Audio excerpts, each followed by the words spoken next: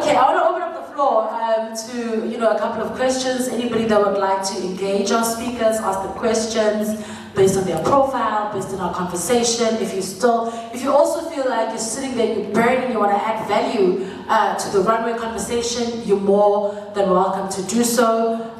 We'll just take it by hands at the back, ne? All right, T-Man, we need you, my brother, we need you. Okay, we'll take a couple of questions. Oh yeah, the other T.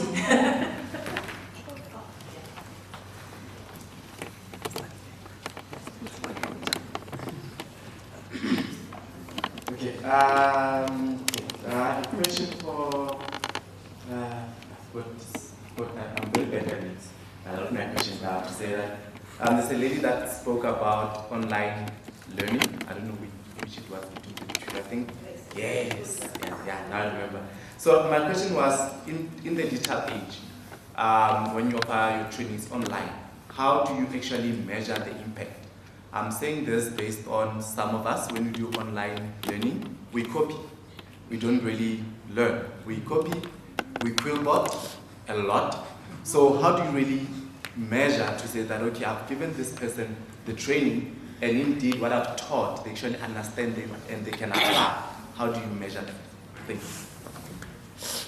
Just a joke. I was writing an exam yesterday, virtually, but it's such a difficult thing, I don't want to lie. It's something that we're also trying to understand. But one thing that I learned yesterday is to have invigilators online that look at you, but still, it's not working. Because I can sneak something and just put it there. So it's something that I'm also learning. If you have any ideas, please help. Because honestly, we don't know how. Yes, we want to go virtual, but there's some things that needs face to, especially when I do training.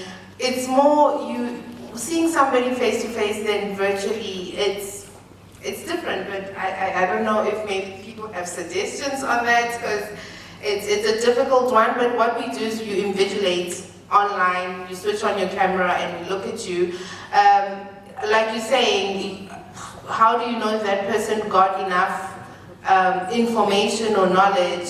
You know, it's also about if you really want the education, you know, it's more on you. We can do our work and make our money, but it's also about you if you want to get it right.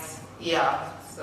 So one of the ways in which we've solved this problem. So frequently I got the question of people saying to me, why don't you do consulting, why don't you coach? And I don't do that because it's not scalable. So what I did in actual fact was I set up an online course that walks people through how to build a profitable business. The question then becomes, how do you know that people are doing it properly and they're not just copying answers? So you've got to set up the questions and the learning to be application-based and competency-based. So remember, you're training someone to develop a competency, right?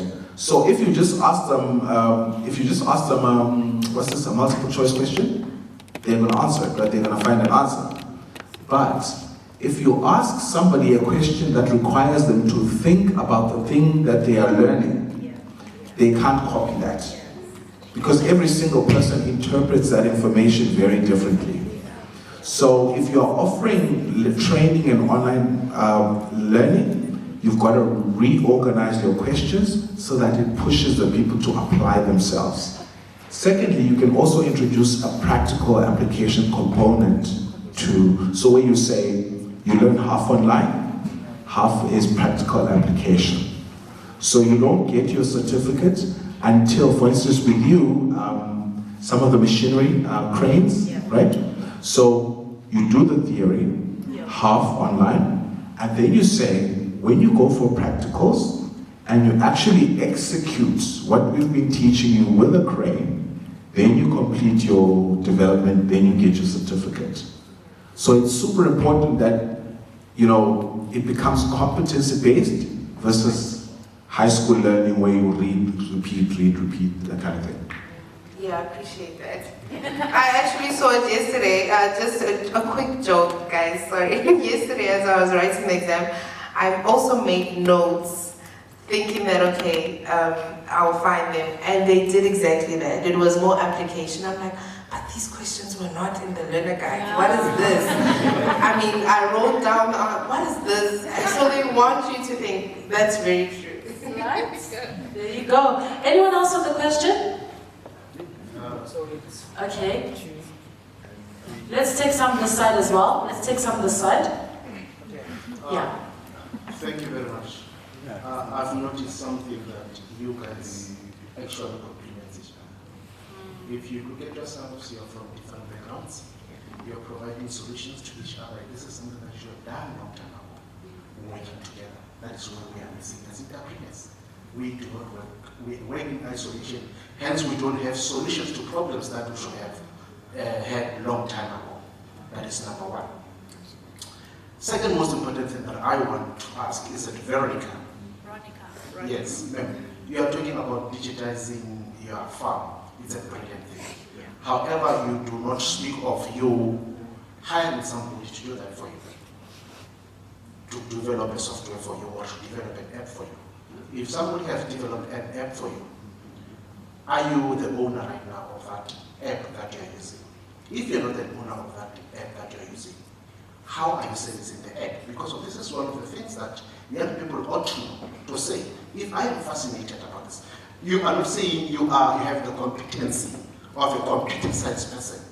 Obviously, somebody has to develop it for you. Now, let's take ownership.